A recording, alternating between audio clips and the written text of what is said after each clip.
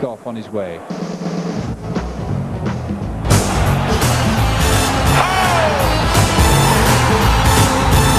Oh dear. Goodness me. Problems there. Hey, look at that! Have you ever seen anything like that? And here comes Hurst. He's got some people on the pitch. They think it's all over. It is now.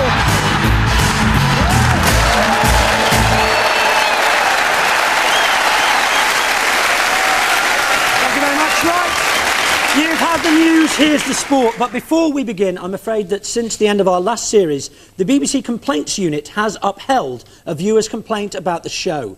And Mr Pord of Hythe in Kent wrote in to object about Rory McGrath making jokes at the expense of David and Victoria Beckham. He brings out the worst in the English football supporter with his yobbish humour, not forgetting that he's a Scottish tub of lard. As I said, the BBC have upheld that complaint, so it is official. Rory, got anything to say on that? Irish tub of lard. You don't dispute low life and yobbish, though, I notice, Rory. How long have I known you, Arthur? Nearly 7 or 8 minutes now, Rory. With Rory and Gary is a live on stage with a performing duck. Unfortunately, the duck's agent wanted too much money, so instead we've got Arthur Smith.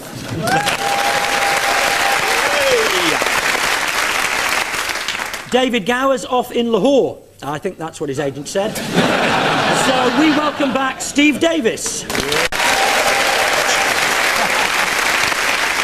And alongside him and Jonathan is an oarsman who's won gold medals at the last 3 Olympics. So in British rowing terms, he's frankly second-rate. Matthew Pinsent.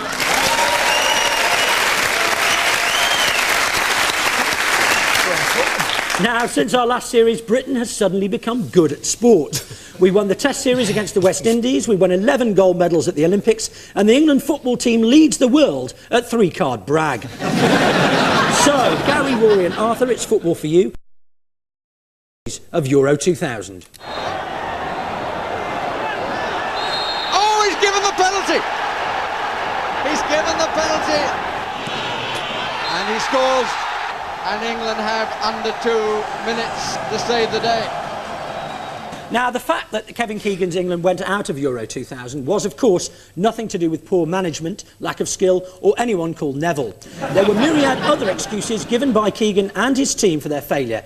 We found 7 in all, and we'd like you to come up with 3 of them, Gary's team, 1 point for each. Well, he was very unlucky with injuries, wasn't he? Phil Neville didn't get injured. How unlucky can you get? Well, you know, I think one of the excuses must have been there are too many foreign players in the Premiership, and none of them are in the England team. I'll give you 1 point for that. That is one of them. Oh, that's handy. Was it something to do with the card school? Did David Beckham lose 50 grand because he got so excited to have Mr Bun the Baker in his hand? Oh, there I go again, you Scottish tub of lard, Rory. Or did Anne Robinson walk on and say, Kevin Keegan, you are the weakest link, goodbye. See, don't knock Anne because I borrow her beard trimmer. Was it one of them because Keegan admitted himself that he was short at this level? Yes, that's 2 points. You could have had 1, they were disadvantaged because only one of the squad had experience playing abroad. 2, all the other teams had the advantage of having players in England, which you got. 3, the Premiership is a great league, but it doesn't fit in with the style of international football. 4, none of the players knew how to pass the ball. 5, Keegan couldn't come up with a way of solving problems. 6, Keegan was a little bit short for the job. And best of all, this from the England coach Les Reed explaining the defeat against Portugal. We didn't expect to go into a 2-0 lead as early as we did. Psychologically, that may have thrown us.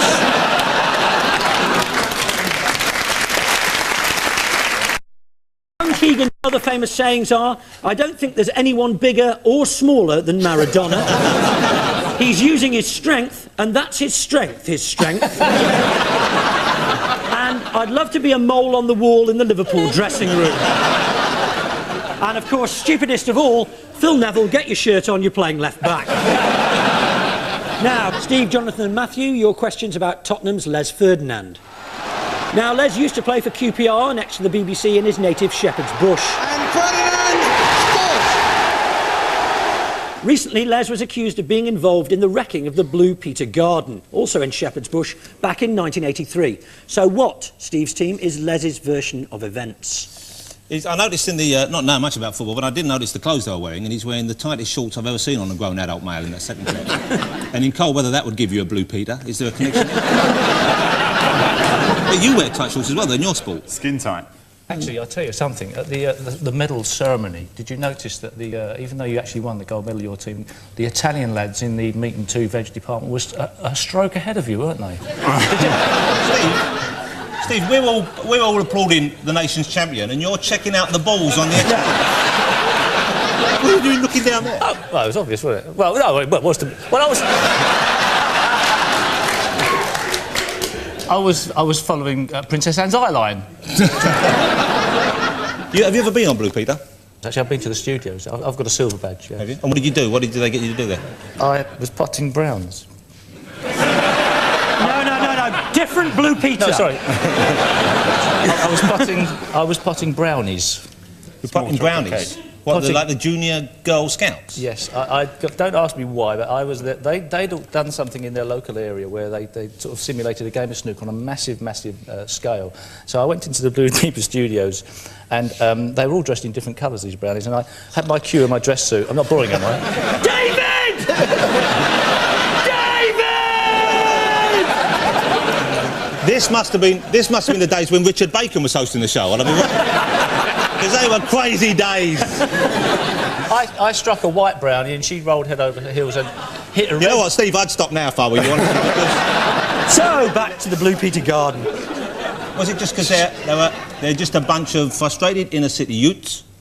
Once they finished passing the duchy, they had nothing left to do with their time. They saw a garden, they went in. We've all done things like that when we're young. When you were a youngster, Matthew, you were Eton, weren't you? Yep. Eton, I'm sure even Eton boys, when they went out, you saw a garden, what would you do if you strolled in there? Mow the lawn. What's it called Blue Peter, anyway? The flag. The flag. Blue ensign. There we are. But why call a children's TV show after a naval flag? Does anybody here Because know? it was a children's flagship programme.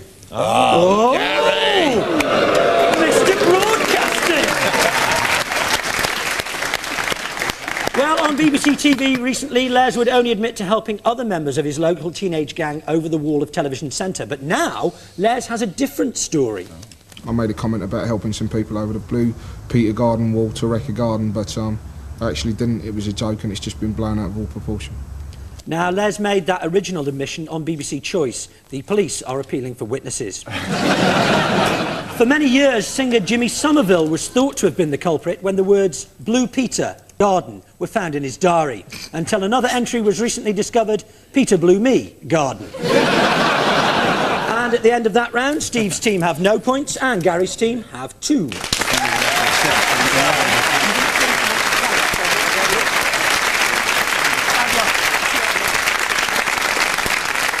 It's Sporting Bluff now, where the sides try to work out who on the other side is telling the truth. Gary's team, your subject is the biggest hero of the Sydney Olympics. Sorry, Matthew. It's Eric the Eel. I'm not sure he's going to make it, is he? No, he is. This is the Olympics. He's got 17,000 people shouting for him. This is going to be amazing. Eric Musambani Malonga of Equatorial Guinea wins Heat 1 of the men's 100 metres freestyle. 1 minute 52.72. Eric Musambani was dubbed Eric the Eel after finishing just 7.37 seconds outside the record for the 200 metres freestyle. Sadly, his event was the 100 metres. But what does Equatorial Guinea's favourite son consider to be his greatest achievement? Steve's team. Matthew? Eric the Eel's greatest achievement is being named Equatorial Guinea's first astronaut, should they ever have a space programme. Eric the Eel's greatest achievement is being named Employee of the Month at Equatorial Guinea's first ever McDonald's.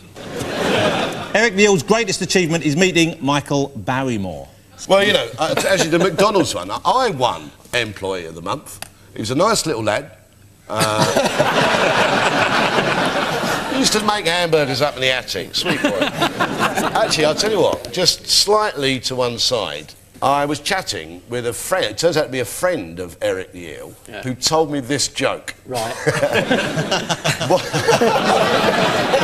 Seamless! How does Bob Marley like his donuts? We're jamming, we're jamming, we're jamming, we're jamming. And what does he say to his mate when he's giving him a donut? I hope you like jamming too. I think we're going to have to plump for Michael Barrymore. So you think Jonathan was telling the truth? Let's see. Yes.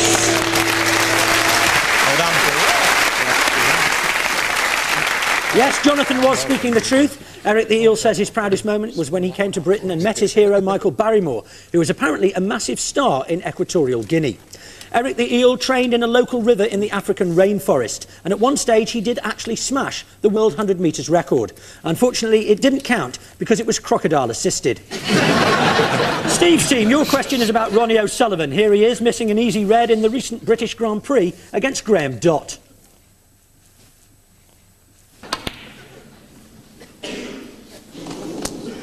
Now, Ronnie had a very good reason for missing that pot, but what was it, Gary's team? Arthur? Because he just heard that his father had been released from prison. Ronnie O'Sullivan missed that pot because a pregnant woman in the audience went into labour. Ronnie O'Sullivan missed that pot because one of the Teletubbies appeared in his line of vision. And I'd have to pick you up on the fact that this was an easy pot. This was a very difficult pot. For you, yeah. Not we're talking Ronnie O'Sullivan. The boy can play. I was sitting... I'd lost in the first round of that tour. I was sitting at home and I applauded that shot. Steve, we knew you'd lost in the first round. You always do, don't you? Oh, Gary, hard. Gary, this is not your image, Gary. Hey, Steve, offer him outside. Go on, offer him outside. Armbands off tonight. Wouldn't that be the dullest fight in the history? In the car park. All right, you win. So what did you say? You said maybe a pregnant woman? Or he was down, he thought he heard a Teletubby, but it was Steve Davis coming to the table going, uh-oh. While we're on the subject, though, let's face it, you know it might have been. Maybe it isn't one of the answers. Maybe it's the fact that he suddenly realised halfway through that, let's face it, snooker isn't a proper sport. How can it be a sport? Any sport where you wear a dinner suit and you don't sweat and you can drink beer. It's not a proper suit. It's not a proper sport. But it's not a proper sport, Steve, really. Come on, own up. No, it's not really, is it? Very good. Sharp as a knife. And not like, can we just hear it for our national hero here, ladies and gentlemen, Matthew Pinsent. Goal.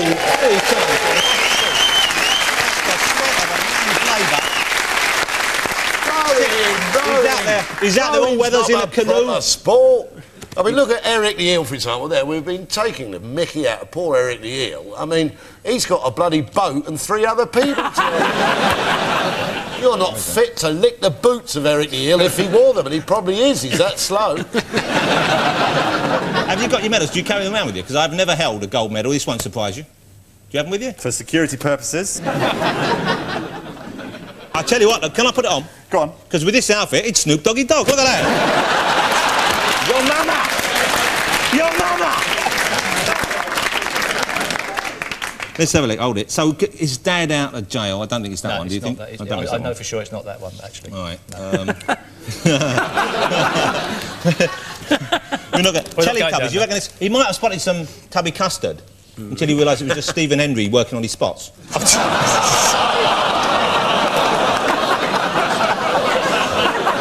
He could execute them. I tend to think the most likely answer is the pregnant woman. No, I remember reading about this at the time, and I think, ludicrous it sounds, I think it is something to do with the Teletubbies. Right, so you think that Rory was telling the truth. Let's see if you're right. Was it Rory? Captain, good choice. Well done, good decision. So Rory was right. Ronnie O'Sullivan was put off by a Teletubby. Let's have a look. That's what put O'Sullivan off. Didn't expect to see that in his eye line. Ronnie's porn baron dad is in prison for murder, his mum's been in jail for tax fraud, and his uncle's inside on porn charges. He's actually thinking of robbing a bank so he can have a proper family Christmas. And so, at the end of that round, Steve's team have 3 points and Gary's team have 5.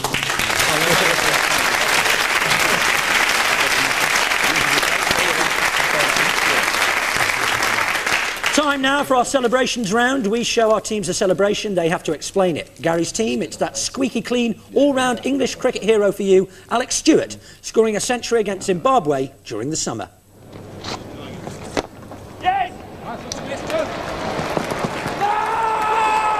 He's coming back, there's trouble at the bowler's end.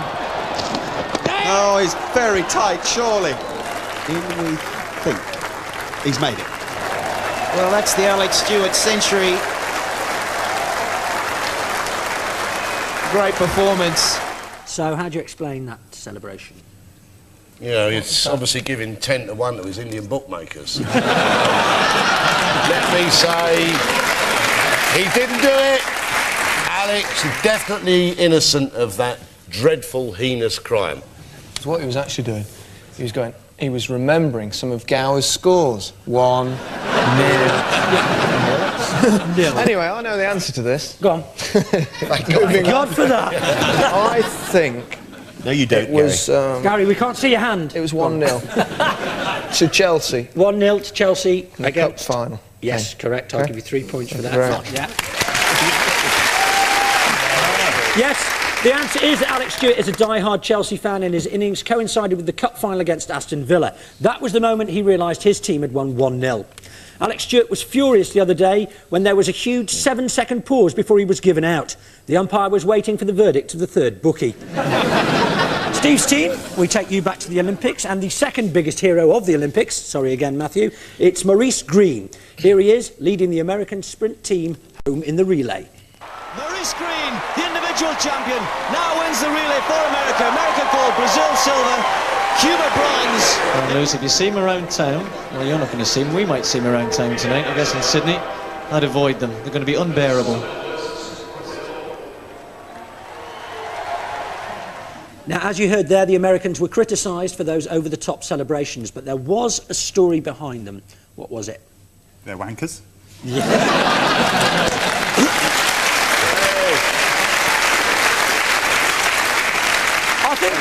I think you've cut to the quick there, but there's more.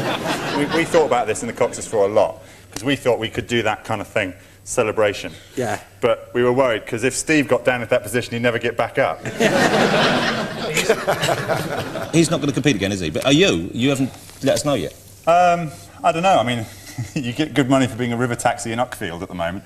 Something to fall back on. Can we have a look at that picture again? Because we need fresh stimulus. They were a bit on that. Not as well endowed as the Italian Stop team. looking! You will. Just for a second! He's got nothing down there. It's like Action Man. Nothing, is there? Look. I tell you what, can't mention it. Scary Spice has overdone it at the gym, hasn't she?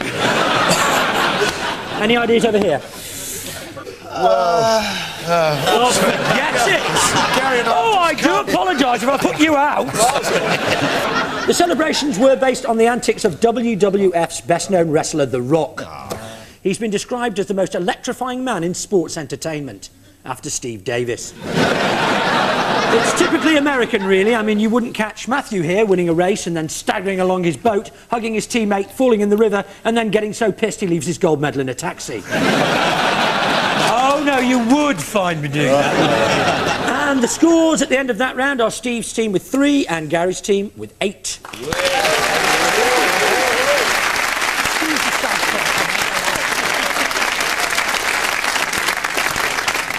Time now for 2 grown men to put on blindfolds and stagger around in the dark as we play Field the Sportsman. It's Gary and Rory first this week, if you'd like to take your positions, gentlemen. Scottish tub of lard, indeed. I've lost 2 stone, you know. Oh, no, I found it again. OK, blindfolds on. And can we have our first mystery guest, please?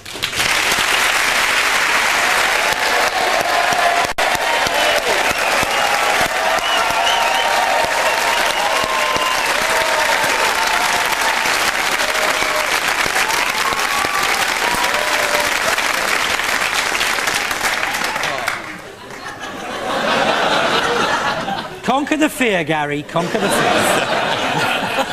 And your time starts now.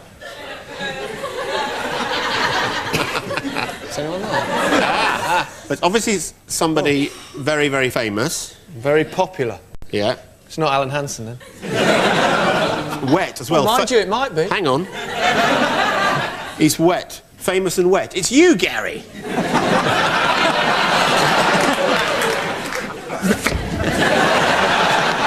Careful. Oh, dear. It's taking safe sex a bit too far, isn't it? Now, people always say to me, Ooh, you know, when feet. you've got a bloke, like, you know, it's obviously a bloke, aren't you tempted to go straight for the prick? Well, I am. What are you, Jonathan? I'm over here. All right, sorry. It's not one of the flood victims from York, is it? Oh, hang on. Okay. Swimmer, it can only be one man. That bloke, Terry the Tadpole? Eric the Eel!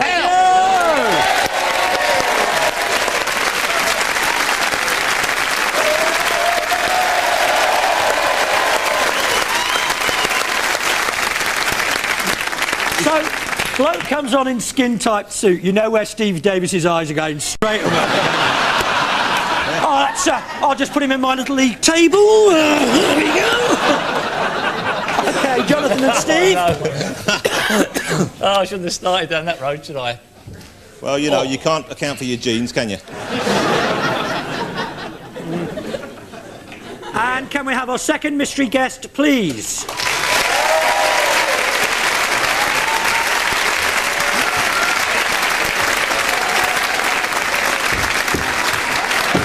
What's that? Who's that? He's a big bloke, whoever he is. Your time starts now. Hold on. It's a horse's arse.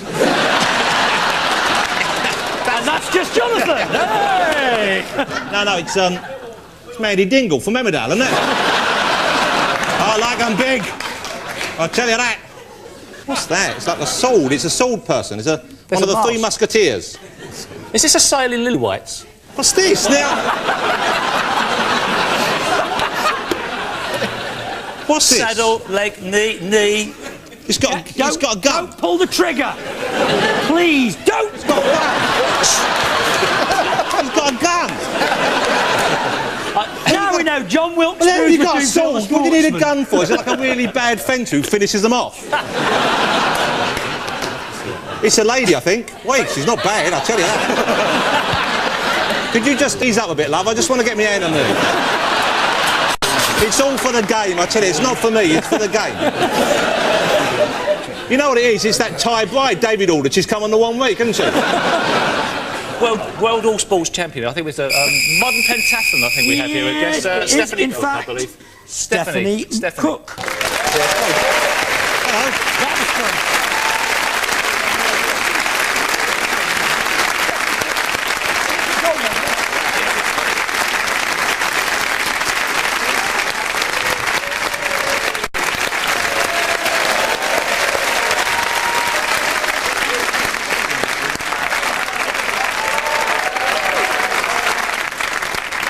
So the scores at the end of that round are Steve's team with 6 points and Gary's team with 11.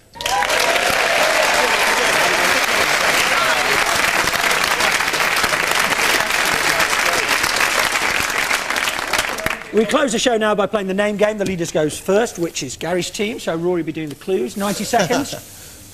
And your time starts now. English defender, Romania's favourite footballer. Left back, allegedly, yeah. If he's a boxer, what comes after one? Two. Dennis Tour. Very good. David Tour, excellent. This is a mobile phone named after him, New England manager. Sven Goran ERIKSSON. Sven ERIKSSON. You want a cycling gold medal in the... Jason QUEALLY. Very good. This is the I speak English Chelsea Managero. What do you call him? CLAUDIO RANIERI. Very good. This is an athlete who's named after the most famous Czechoslovakian classical composer. Oh, Janacek. No. Dvorak. Thomas Dvorak. Very good. And this one, first name, used to hang around, used to big mates with Robin. No Scouser jokes. Robin Hood? What Robin? Somebody and Robin. Batman. Oh. Ludwig van, another composer. Beethoven. Very good. Batman, Beethoven. Right, dear. Beethoven. Game Boy Super Brothers. Mario. Second name, If what are girls' knickers called? Short name for girls' knickers? Pants. Yeah, pant. Panties? Panty. And if you were to do that up, Pantelic. Pantelic. Mario Pantelic.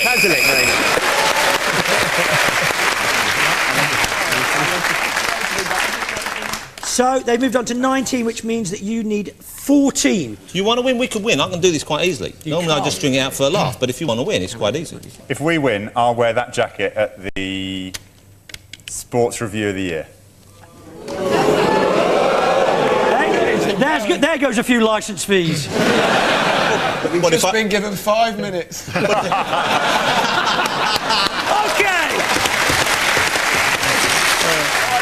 Put a feet up!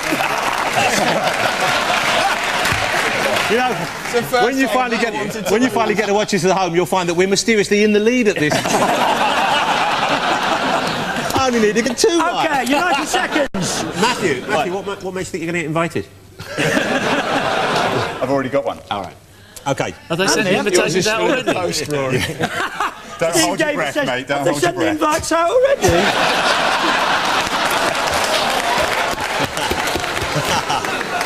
Can I get in with an old one? OK, your time starts now. OK, snooker player. He was once scared by a Teletubby. Very famous. It's Ronnie O'Sullivan. There you go. Olympic gold medalist. Very old bloke. Sometimes he gets in a... They barely get out. If this was a cooking implement, it would be a Chinese... My way of calling a Chinese cooking implement. What? You're your way. It's our way. Well, it would be... If it was a Chinese... the word. No, all right, it's... if it's this and wool. If you were like the bit of... Wok and wool. Yeah, there you go. And his name is The Wok. Well done. All right. This guy's got a very important job right now, but then SVEN Nokia's going to take over from him, or Oogly Peter Boogly. Taylor. Yeah, there you go. This bloke's a singer, isn't he? What's he doing? Elvis there? Presley. No, he's a singer. He's got curly hair and a twinkle in his eye. He shouldn't be in this, should he? Yeah, it's also something else. Oh, he's a footballer as well, isn't he? There you go. He's a footballer with a similar name to a famous singer. When they play the sport of with the foot, they kick a ball. And his first name is the same as the Lord of the Dance. Michael. Yeah, Michael Ball. Well done. Oh, here's a good one. Right, if you lived in the deep south and you wanted a bit of finger plucking fun, you'd use one of these, the second name. Banjo. Yep, and the first one is the sort of thing you'd have doing it. You'd have a lot of... Fun? Yeah, and then you go do, re, mi, fa. So? Funzo banjo. Very well done. It's a gold medaler. When I first said his name, I thought Ainsley Harriott had won, but I was confused. Audley Harrison. Well done. Last one here. If you were trying to steal petrol during a strike, the second name would come in very handy. Can? No, like that. You'd pour things in it. The Tin Man wears it as a hat. A funnel. Yeah, you go. And the first name, if you're very posh and you had someone to remove these from your orange for you, her job would be the Royal... Peeler? No, what do you get in an orange? Pips. The Royal Pippo. Very well done. I think we got close. But the funnel was good. He talks about sport like my mum. Audley Harrison, he's a gold medaler. So, that means at the end of the game, Steve's team have 14, but this week's winners is Gary's team with 19. Matthew.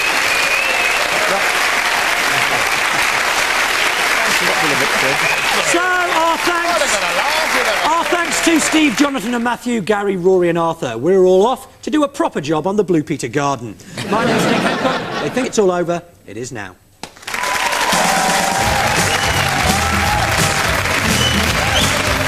More They Think It's All Over, same time next week. There's a case of mistaken identity in 35 minutes on BBC One, Too Much Sun. In the meantime, BBC Two provides the comedy. Harry Enfield and Chums begins in a moment.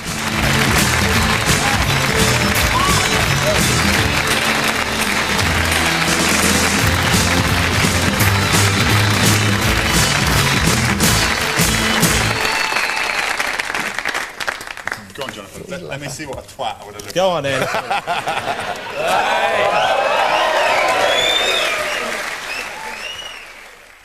This new BBC video showing some of the funniest moments from They Think It's All Over is available now.